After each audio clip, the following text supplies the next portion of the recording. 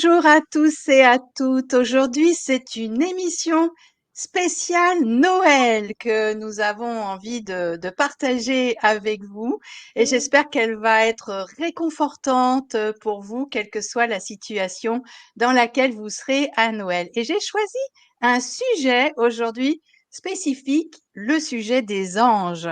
Et pour en parler, eh bien, nous allons échanger avec mon invitée Nina Marini qui a écrit un livre qui s'appelle Décoder le message des anges. Donc voilà la superbe couverture. Bonjour Nina et Bonjour, bienvenue dans mon émission. Bonjour Patricia, merci de me recevoir et bonjour à tout le monde et joyeux Noël.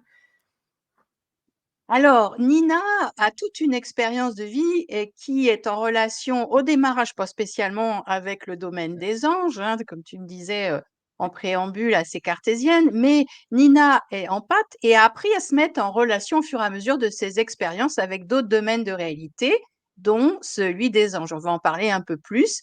Et tu reconnais ta mission qui est d'aider à rendre, entre autres, hein, bien sûr, la vie des gens plus légère. C'est bien Ouais, ça, Nina? c'est exactement ça. Les anges, c'est avant tout la joie et la paix. Je crois que aujourd'hui plus que jamais, on en a tous besoin. Et donc, c'est vraiment ce que j'essaie de transmettre par l'intermédiaire de mon livre et de tout le reste de mon travail aux personnes qui se sentent touchées par ça. Oui, absolument. Mmh. Alors, j'ai, compris en lisant ton livre, Nina, que tu n'étais pas, spécialement en relation avec ce domaine-là depuis, toute petite et que tu as eu, dans ta vie des moments qui étaient assez difficiles Ouais. et en fait qui t'ont ouvert petit à petit, à ces espaces de réalité. Alors comment ces événements difficiles finalement t'ont amené à t'ouvrir à ce domaine de réalité-là? Ça s'est vraiment fait, comme tu le dis, de façon assez organique et parce que la vie s'est présentée comme ça, les expériences se sont présentées comme ça. Je les ai pas vraiment cherchées, j'ai pas vraiment cherché à les provoquer, en particulier au début où j'étais, on peut même carrément dire, fermée à toute expérience, que ce soit spirituelle ou de l'énergie ou quoi que ce soit en rapport avec ça. J'ai pas du tout été élevée là-dedans. J'ai même plutôt été élevée dans la critique de ça et l'opposition à ça. Donc, je reviens de loin. Et en fait, toutes ces expériences, principalement, en fait, bah, des pertes, que ce soit des décès autour de moi, que ce soit un divorce, des périodes de chômage et d'errance et de recherche de soi, finalement, tout ça a amené petit à petit des ressentis. Je pense dans des périodes où ma sensibilité qui est déjà assez élevée, on va dire, bah, où cette sensibilité s'est encore plus exacerbée et a ouvert la porte à quelque chose. Ça a commencé par, une expérience dans un cours de yoga où je voulais même pas aller, où j'ai ressenti de l'énergie dans mes mains et où là, je me suis dit: «Ouh là là, mais qu'est-ce que c'est que ce truc? Ça n'est pas possible!» Et puis ensuite un décès qui m'a amenée à continuer de communiquer dans l'au-delà avec cette personne. Et puis petit à petit, la vie qui se passe et qui, semble-t-il, apporte des événements et des opportunités que j'ai saisies et qui m'ont permis de déboucher sur, ce que je suis aujourd'hui. Notamment la découverte de la guérison énergétique, qui a été une révélation pour moi en fait et qui a fait tout basculer, je pense, pour moi. C'est sûr qu'on constate quand on discute avec les uns ou les autres que, souvent il y a des perceptions différentes qui se déclenchent quand on a ou quand on vit des moments compliqués ou difficiles. C'est souvent là, enfin en tout cas dans mon expérience où Mmh. j'entends qu'à un moment, voilà, les choses se placent autrement et ouvrent des portes qui n'étaient pas spécialement, ouvertes, avant. Alors, ma première question concernant, le domaine des anges, parce que je pense que c'est aussi intéressant de savoir qu'est-ce que tu mets toi comme considération, sous ça? Qu'est-ce qu'un ange, pour toi? Grande question. Un ange pour moi, en fait, c'est vraiment un réservoir, un puits d'énergie, d'amour, d'aide, de bienveillance, dans lequel on peut aller piocher, puiser, puisque c'est un puits et qui nous donne cette énergie, qui nous donne cet amour, qui nous donne ce soutien, qui peut aussi apporter de la guérison, parce que c'est vraiment quelque chose d'important que je ressens dans ma relation avec les anges et finalement qui est ouvert à tout le monde. Hem, j'en suis la preuve, on va dire. On n'a pas besoin d'adhérer à une religion, d'adhérer à un dogme, d'avoir des croyances en particulier. On peut faire appel aux anges tous les jours si on en a besoin. On peut faire appel aux anges une fois dans sa vie, dans un moment de désespoir. On a besoin d'aide et on a besoin de ça et on a besoin d'eux. Hem, je les vois vraiment comme ce grand vortex de lumière qui nous aide, qui nous assiste dans les moments où ça va pas ou dans les moments où ça va aussi et où on a envie que ça continue d'aller bien en fin de compte. Mmh. Alors ce qui donc je comprends bien cette définition qui finalement n'est pas la représentation d'un ange avec, Mmh les mh. ailes comme on peut le voir et Mmh. tu fais des distinguos et souvent on fait des distinguos entre les anges et les archanges. Donc dans cette manière de voir les choses, toi, qu'est-ce que tu fais comme, distinguo dans ces 2 Ah caractéristiques, ange ah. et archange? Ouais, ouais. Alors effectivement, moi je parle pas de cette vision des anges très éthérés avec les ailes et cetera parce qu'en fait ça, ce sont des représentations, ce sont des façons dont on se les imagine. Pour nous les humains, c'est plus facile d'avoir une image, une espèce d'archétype auquel on peut se référer pour, comprendre ce qu'est un ange et aussi pour pouvoir nous adresser à eux. Donc ça, c'est une chose qui est très claire et moi j'adore ces images des anges, hein, d'ailleurs, hein.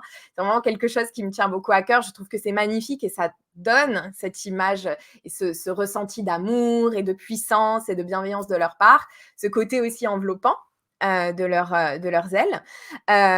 Mais en fait, les anges sont simplement une boule d'énergie. En tout cas, c'est comme ça que je les perçois. Et pour te répondre sur la question des anges et des archanges, alors là, en fait, on rentre dans des considérations beaucoup plus de théologie et d'angélologie. En fait, on dit que les anges ont différents niveaux. On parle de hiérarchie des anges, si tu veux, en fonction de leur puissance et des responsabilités qu'ils ont et des domaines dans lesquels ils peuvent aider. Euh, les anges, ça désigne en fait tout ce groupe vibratoire qui correspond à cette énergie angélique en fait. Et les archanges sont un type d'ange qui sont des anges d'assez haut niveau, qui sont un peu comme les managers de ce qu'on appelle nos anges gardiens, qui ont en général des spécialités comme la protection pour l'archange Michael ou la guérison pour l'archange Raphaël, pour citer les plus connus, mais il y en a d'autres, il y en a une infinité. Et donc, en fait, tout ça, c'est juste une question de vocabulaire. C'est pas très important pour eux qu'on les appelle anges, archanges ou tartampions. C'est vraiment pour nous, pour pouvoir nous repérer dans leur niveau de puissance, on va dire. Quelque chose comme ça. Mmh. Oui, d'ailleurs, dans ton livre, il y a toute une première partie où justement tu présentes, ce que sont les anges, que ce n'est pas. C'est ça. Tu parles, des anges incarnés, tu parles des anges gardiens. Alors pour, beaucoup de gens qui adhèrent à cette idée d'ange, avoir un ange gardien, c'est facile à comprendre. Mais est-ce que on peut avoir plusieurs anges gardiens? Et si oui, en quoi cela est-il utile pour nous? Oui, oui, absolument. Et heureusement, on peut en avoir plus qu'un. Moi, je pense qu'on est tous, c'est ma croyance personnelle en tout cas, je pense qu'on est tous avec au moins deux anges gardiens. Un qui est plus le gardien, le protecteur, celui qui a cette énergie forte et assertive quelque part. Et d'un autre côté, l'ange plus doux, plus réconfortant, celui auquel on va parler quand ça va pas, on va aller se blottir dans ses ailes, il va nous donner ce réconfort et cette douceur dont on a besoin par moment. Et donc, je pense qu'on a déjà tous ces deux anges-là qui sont avec nous tout le temps. Et en plus de ça, ce qui est absolument génial avec les anges, c'est que eux, leur mission, c'est d'aider. Donc en fait, ils attendent qu'une chose, c'est qu'on les appelle.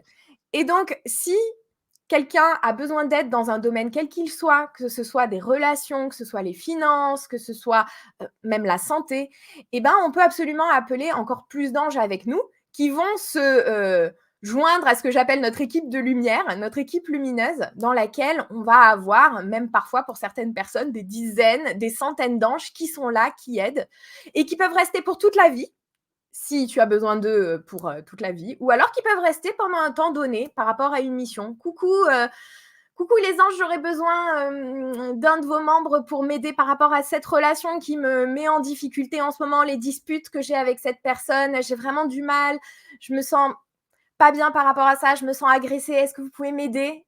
Et boum, un petit ange des relations qui vient avec nous, un petit ange de l'amour qui vient avec nous pour nous aider à naviguer dans cette relation. Et puis, le jour où ça ira mieux, il repartira. Ou alors, il reviendra le jour où on aura besoin de lui. En fait, il y a pas de limite. C'est ça que je trouve absolument fabuleux, c'est qu'il n'y a pas de limite avec eux, en fait. Mmh. Oui, donc quand tu parlais justement de ces 2 anges gardiens, ça me fait vraiment penser au père et à la mère. Oui. On a notre père et notre mère, physiques, incarnés et donc on aurait notre père et notre mère angéliques finalement qui nous soutient et qui nous aide aussi, auxquels on peut, faire appel, si, je te suis bien, Oui. par rapport à ça. Et ce qu'on retrouve aussi dans ton livre et ce que tu ramènes, ici, c'est le fait, que chaque ange ou archange a un domaine de prédilection et auquel on peut faire appel en fonction d'eux. Alors, on rentrera un petit peu plus dans le détail de ceci, puis aussi la manière de communiquer. Mais déjà, est-ce que les anges peuvent répondre à tout type de demande et à tout le monde? À tout le monde, oui, absolument. Encore une fois, vous n'avez pas besoin d'adhérer à telle religion, à tel groupe, et cetera. Tout le monde peut s'adresser aux anges. Ma fille qui vient d'avoir 5 ans parle aux anges de temps en temps quand elle a besoin d'un petit coup de pouce. Il y a pas de question d'âge, c'est vrai, ils s'adressent vraiment à tout le monde et ils sont disponibles pour tout le monde. Et c'est ça qui est merveilleux avec eux. Et on peut vraiment les appeler, dans tous les domaines sur lesquels on va revenir, avec la plus grande simplicité, comme si c'était des amis, en fait. Les appeler: «Coucou, j'ai besoin de vous, est-ce que vous pouvez intervenir?» Et ils le feront, en fait. Ils sont à 100 connectés avec notre besoin, sans aucune limite. Patricia, je t'entends plus. Du côté du non visible, donc ils sont tout le temps là et ils attendent, de faire passer des messages ou de communiquer. Mais du côté de la matière, ça peut effectivement arriver qu'il y ait des demandes, qui soient faites et on a l'impression qu'il y a pas de réponse, Mmh. ou que les réponses ne sont pas, compréhensibles. Qu'est-ce que tu pourrais donner comme conseil, déjà pour, faciliter l'état d'esprit pour communiquer avec eux? C'est vrai que c'est quelque chose qui revient souvent de la part de personnes qui sentent qu'elles ont été un peu abandonnées ou qu'elles ont pas eu de réponse à ce qu'elles ont demandé.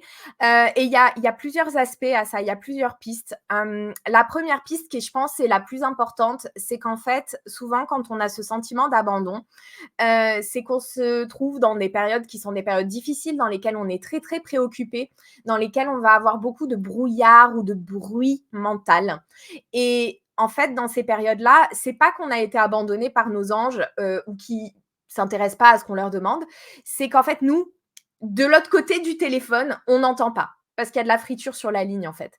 Et donc un des meilleurs conseils que je puisse donner et ce que j'essaie d'appliquer dans mon quotidien également quand je traverse ces périodes-là, c'est de prendre le temps de faire le calme, de se créer cette petite bulle dans laquelle on va avoir cette tranquillité, même si c'est temporaire, de laisser un petit peu de côté le plus possible, dans la mesure de ce qu'on arrive à faire, les soucis et les tracas pour vraiment se donner ce temps pour soi, en fait, de la même manière qu'on se donnerait le temps d'aller faire un peu de sport ou qu'on se donnerait le temps d'aller faire une activité qui nous donne de la joie, de se donner ce temps avec les anges. Ça peut passer par de la méditation, mais pas forcément. Ça peut être une espèce d'appel à l'univers, un appel aux anges de cette manière-là, comme une conversation. Et effectivement, dans ces moments-là, les choses se décantent. Un point qui est très important, c'est que même si on n'arrive pas à faire le vide, parce que l'esprit humain a tendance à tourner en boucle de toute façon, et tu es très bien placée pour le savoir par rapport à ce que toi tu transmets, Patricia, c'est que même si on n'arrive à pas faire le vide, en fait, la présence des anges quand on les appelle, elle est là. Elle est claire, elle est inconditionnelle. Donc en fait, le simple fait de faire appel à eux, même si on a l'impression de ne pas recevoir et de ne pas entendre, va aider à créer ce terrain de calme à terme, hein, ça peut mettre un petit peu de temps avant de se décanter, pour derrière avoir l'ouverture et la clarté dont on a besoin. Ça, c'est un truc qui est super important. Ne pas se décourager en fait. Continuer de demander, continuer d'appeler. Et Ça, c'est vraiment quelque chose qui est très important. Et le deuxième point aussi sur lequel j'insiste beaucoup, en général, quand on me pose cette question, c'est également de revoir un petit peu nos attentes par rapport à ce qu'on voudrait qu'il se produise dans nos communications et nos transmissions avec les anges. Je vais parler de mon exemple personnel. Moi, quand j'ai commencé avec les anges, je pensais que à partir du moment où la communication serait établie et que ça y est, ça fonctionne, que j'aurais un ange en face de moi, comme toi et moi, tu vois, en visio, là, que je le verrais très clairement, qui me parlerait dans un langage terrien, tout à fait compréhensible, avec mes expressions colloquiales françaises, etc. Et en fait, alors, spoiler, ça n'est jamais arrivé. Même encore aujourd'hui, 10, 15 ans plus tard, ça n'est jamais arrivé. Ça n'arrivera peut-être jamais. En fait, souvent, on se dit, les anges ne me répondent pas, j'ai pas cette communication, j'ai pas cette connexion, parce qu'on a des attentes qui correspondent pas à la façon dont ça se passe réellement. En fait, la communication et la connexion avec les anges, ça se passe de façon hyper subtile. Ça se passe par des ressentis légers, par des émotions. Ça se passe par des petites images qu'on va avoir, des petits flashs. Les personnes qui sont clairvoyantes, elles vont parler de flash visuels, mais parfois ça peut être très fugace. Des petites musiques, des petites choses qu'on va lire au quotidien, ouvrir une page internet, voir une ligne, quelque chose qui va nous interpeller et paf. En fait, ça, ce sont les anges qui nous apportent ça. Et donc, en revoyant, entre guillemets, nos attentes, pas à la baisse, mais simplement en les retouchant et en les rendant plus subtiles et finalement moins grandiloquentes, je trouve qu'on arrive à se rendre compte que ces présences angéliques, on les a tout le temps à nos côtés, qu'on reçoit tout le temps des petits signes, qu'on reçoit tout le temps des petits messages.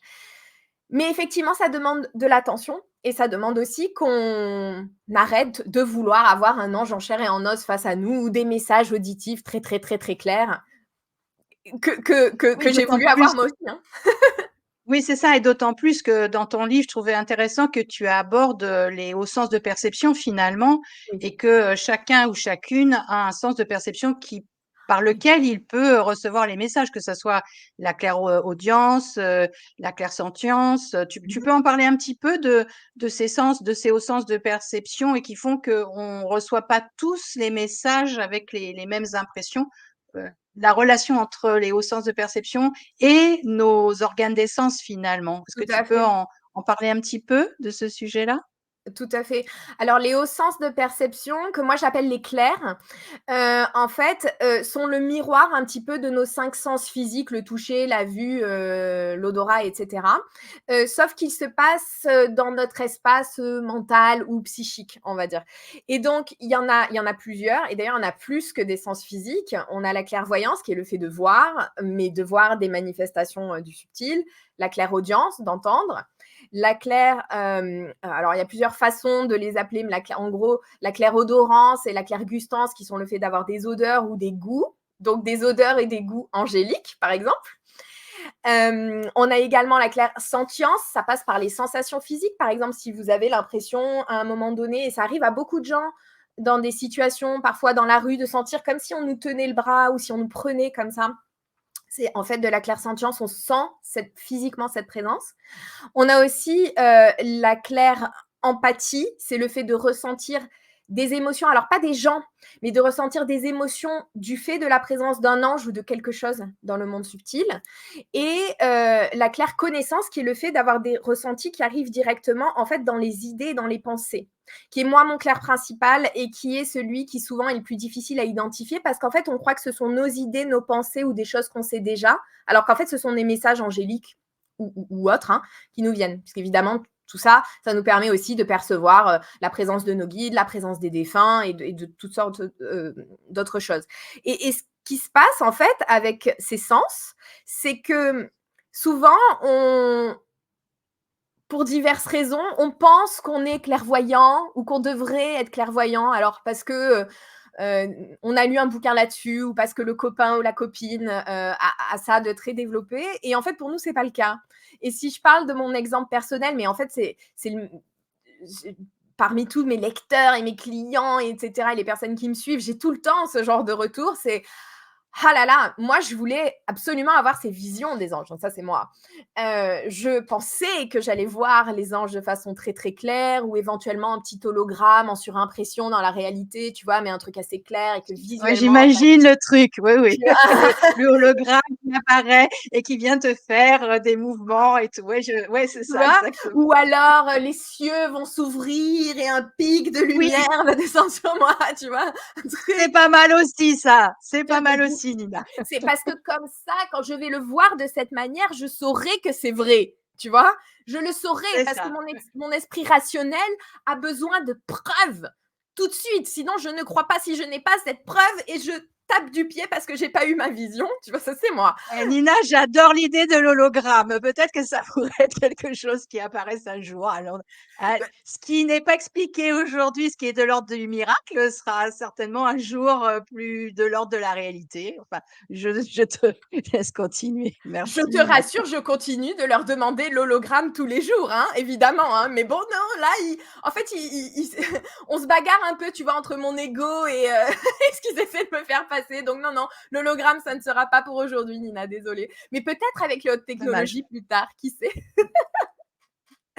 Mais donc, du C'est un coup, peu comme dans Avatar, où à ce moment-là, il y aurait une possibilité, tu sais, de créer un hologramme à partir de toi. Enfin bon, allez, on est un peu dans l'imagination, mais dans l'ambiance de Noël, ça marche très bien. ça marche bien, c'est ça, c'est ça.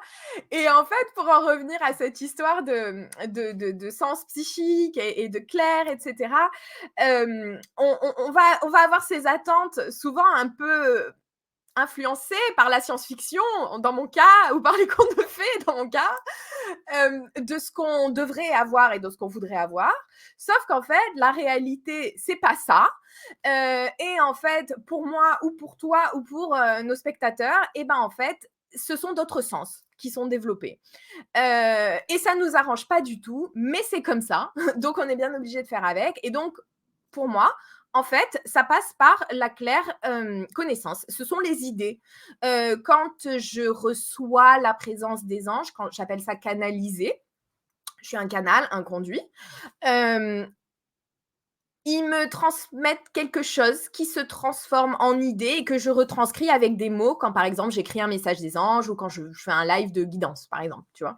Et, et c'est comme ça. Et en fait, j'ai beau vouloir mes hologrammes, je les ai pas, en tout cas pour l'instant.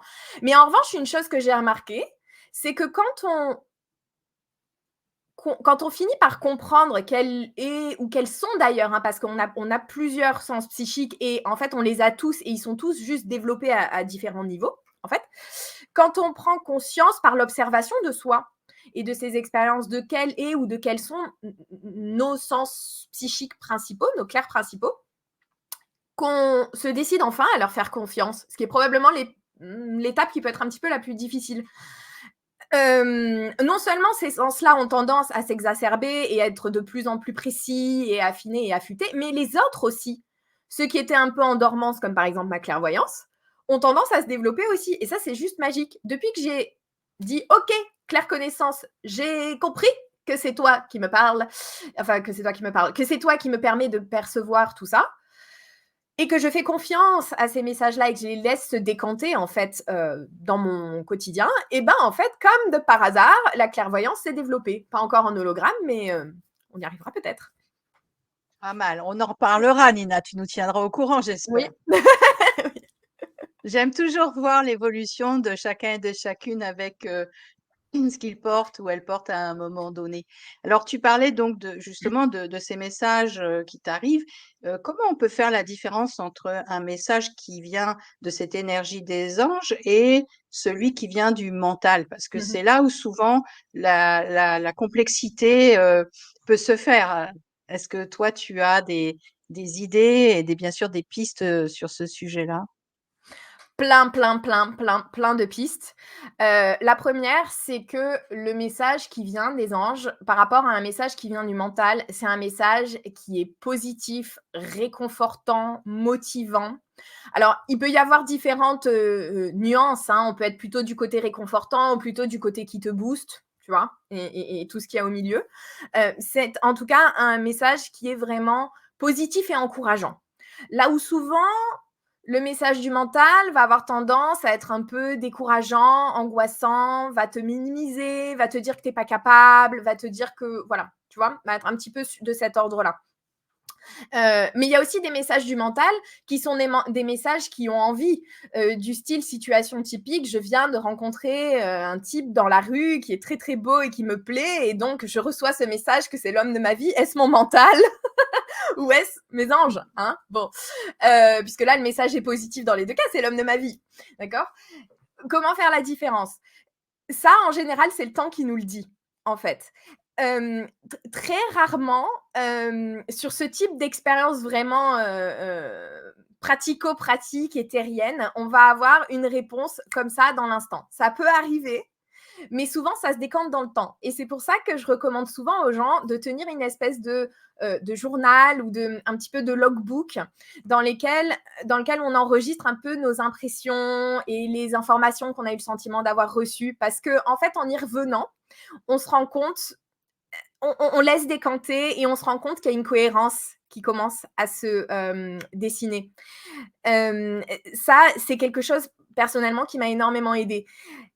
Ça aide d'enregistrer. La raison pour laquelle je le dis, c'est que quand j'ai commencé il y a quelques années à faire des guidances auprès d'un public par le biais de mes réseaux sociaux, c'était donc des guidances qui étaient des lives avec des tirages de cartes, etc.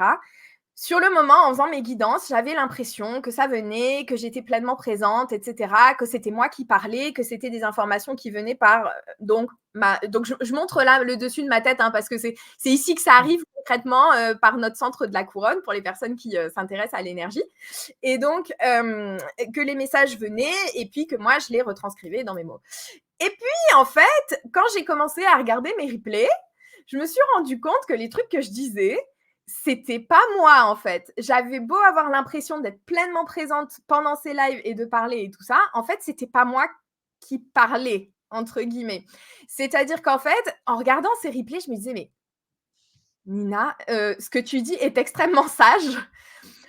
Avec tout le respect que je m'auto-dois, je pense que ces messages ne viennent pas de ta conscience, mais viennent d'autre chose, qui n'est pas fondamentalement dissocié de ta conscience à toi, parce qu'en fait, la conscience des anges et la nôtre, elles sont rattachées, elles sont liées, et en fait, c'est la même, mais en même temps, c'est pas mon ego qui parle dans ces guidances. Donc, évidemment, tout le monde n'a pas forcément l'occasion de faire des lives, etc. Moi, ça s'est passé comme ça parce que c'est dans le cadre de mon activité et voilà. Mais le fait d'écrire, ça permet de trouver cette cohérence et de voir finalement avec un petit peu de recul de quoi il s'agit. Les anges vont jamais de toute façon te demander de prendre une décision là tout de suite, sinon t'es mort. Ils vont jamais te demander de te dépêcher, ils vont pas te mettre la pression, ils vont toujours te laisser le temps de prendre des décisions parce qu'en fait, pour eux, dans le fond, les décisions, les actions à initier sont toujours bonnes. Parce que contrairement à nous qui considérons qu'il y a des bons choix, des mauvais choix, des bonnes décisions, des mauvaises décisions, des bons chemins, des mauvais chemins, en fait, pour eux, et c'est la façon dont je vois le monde maintenant, aujourd'hui, finalement, il y a que des expériences qui nous apprennent des choses. Et donc, quand quelque chose ne fonctionne pas pour nous, c'est une bonne expérience pour nous parce que ça nous permet d'éliminer peut-être une relation ou une expérience ou une attitude ou quoi ou qu'est-ce qui nous convient pas. Et quand ça nous convient, ça nous rapproche finalement de notre objectif, de ce qu'on veut, à savoir ben, s'éclater dans notre vie, être heureux, être pleinement nous-mêmes, nous autoriser à être nous, avoir plus d'amour et toutes ces belles choses en fait. Ça, c'est vraiment les bases pour moi en fait, pour différencier le mental et le discours des anges. Ouais, c'est super. Et dans ton livre, hein, dont je remonte la couverture, il y a toute une partie où justement tu approfondis aussi ce sujet-là. Et c'est en ça que je trouve qu'il est très pratique, très concret. Il y a aussi des méditations, des exercices. Donc, j'ai pris vraiment plaisir à lire et à parcourir ces pages avec des beaux dessins en plus sur les anges. Ouais. Alors, tout à l'heure, tu parlais justement de relier des domaines à des anges et des archanges, comme par exemple, j'ai relevé Jéhudiel pour le travail ou Samuel pour l'amour. Alors, moi, j'aime bien pour Noël rester sur le thème de l'amour. En plus, tu as choisi tout à l'heure un exemple sur le thème de l'amour. Donc, en quoi Samuel peut nous être utile dans le domaine de l'amour? Sur quoi on peut faire appel à lui ou à elle? Parce que est-ce qu'ils sont sexués finalement de ce côté-là? Ouais, ouais, ça c'est une bonne question. Effectivement, les anges sont pas sexués du tout. C'est nous, dans notre perception de leur présence, en fait, qui allons plutôt les percevoir comme masculins ou féminins. Hem, Quelque chose qui va se dégager dans leur énergie, qu'on va associer à ce qu'on associe traditionnellement au masculin ou au féminin, bien que ça veuille pas forcément dire grand-chose en fin de compte. Mais donc il est tout à fait possible qu'un ange qui est décrit comme masculin dans vos lectures, et tout ça, finalement vous apparaisse comme féminin et c'est carrément OK et ça m'arrive aussi. Et si tu prends l'exemple, par exemple, donc de Samuel qu'on appelle aussi Chamuel, moi je l'appelle Chamuel. Ah oui, Hem Samuel, d'accord, ça se prononce comme ça. OK. En fait, c'est pareil parce que, ce sont des noms qui, sont issus du vieil hébreu. Donc en fait, ce sont des traductions et des transcriptions de l'hébreu. Donc les noms peuvent, varier légèrement suivant les sources que tu relèves et après c'est une question de préférence et d'habitude. Pour moi, je l'appelle Chamuel, mais on trouve aussi Samuel, hein. Donc tu es tout à fait dans le juste par rapport à ça. Donc Chamuel, pour moi, c'est un ange qui a une présence masculine, plutôt. C'est un ange qui a une grande complexité et qui aide dans des tas de choses, mais son domaine principal, et celui que je préfère, c'est le domaine de l'amour. En fait, Chamuel, c'est un ange qui va nous aider à trouver l'amour. Chamuel, on dit que c'est l'ange qui trouve. Donc, il peut tout trouver, hein, d'ailleurs. Hein. C'est un peu ambiance Saint-Antoine également. Si tu perds tes clés, tu peux appeler Chamuel. Ça marche aussi, t'appelles les deux, c'est bon. Mais il va en fait t'aider surtout à trouver ce qui est à l'intérieur de toi et dont tu as l'impression que ça te manque, mais qui en fait est là quelque part. Et donc, trouver l'amour, quand on le dit dans le langage courant, souvent trouver l'amour, c'est rencontrer un partenaire amoureux, trouver l'amour dans notre vie, se marier ou trouver l'amour auprès de nos enfants ou quelque chose comme ça. Et ça, Samuel va aider à le faire, favoriser les rencontres, par exemple, ou favoriser l'amour dans une relation existante, favoriser l'apaisement des conflits dans une relation existante ou l'apaisement des tensions. Mais il va surtout t'aider à trouver l'amour à l'intérieur de toi, en fait. Cet amour que tu as besoin de cultiver en toi, qui fait déjà partie de toi parce qu'en fait, c'est déjà ton essence. Pour t'aider à cultiver cette relation qui est peut-être la plus importante, à savoir ta relation avec toi-même. Et Samuel allume vraiment cette lumière à l'intérieur de nous, cette lumière d'amour, cette lumière de tendresse, cette lumière de compréhension et de compassion vis-à-vis des autres, c'est clair, mais surtout vis-à-vis de nous-mêmes et ça, on en a vraiment, vraiment, vraiment beaucoup, beaucoup, beaucoup besoin. Pour se Mmh. retrouver dans ce sentiment que, ben, on n'est jamais seul parce qu'on a on s'a, c'est pas très français, mais on s'a déjà soi. Mmh. En tout cas, Nina, merci beaucoup pour tous ces échanges. On arrive à la fin déjà de notre émission. Oui. J'avais envie dans cette émission justement qu'elle soit joyeuse, qu'elle soit remplie de bienveillance, d'amour en cette fête de Noël, en cette fin d'année également. Donc, j'ai l'impression vraiment qu'on a pu réussir à créer ça avec la participation de toutes ces énergies angéliques Oui, finalement, qu'on croit à ça ou pas. Je pense que c'est intéressant d'ouvrir son état d'esprit et de vivre des expériences. absolument. Nina, est-ce que tu aurais un message de fin d'émission à partager avec nos auditeurs et nos auditrices? Un message angélique alors. Allez, allons-y. Je pense, que le message de la fin, c'est ce message d'unité, ce message d'amour dont on parlait à l'instant avec Samuel, de vraiment, prendre ce temps aujourd'hui, de ressentir cet amour, cette petite lumière à l'intérieur de soi et aussi peut-être de s'entraîner à l'avoir à l'intérieur des autres. Parce que les autres aussi ont cette petite lumière à l'intérieur d'eux, même si on leur trouve tous les défauts du monde, ils ont cette petite lumière qui a peut-être besoin d'être un petit peu ravivée et en fait, notre présence joyeuse et inspirante peut aider à rallumer cette lumière à l'intérieur des autres, à méditer.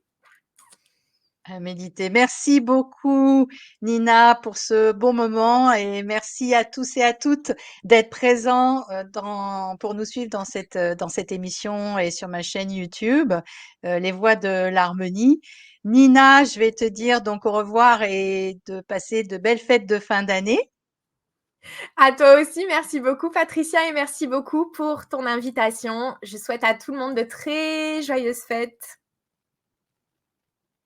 Et je souhaite également un très beau et joyeux Noël, que votre cœur soit rempli d'amour et de lumière pour faire un beau passage de cette année en 2000 et se retrouver en 2024. Ciao à tout le monde, à tous et à toutes. Bisous.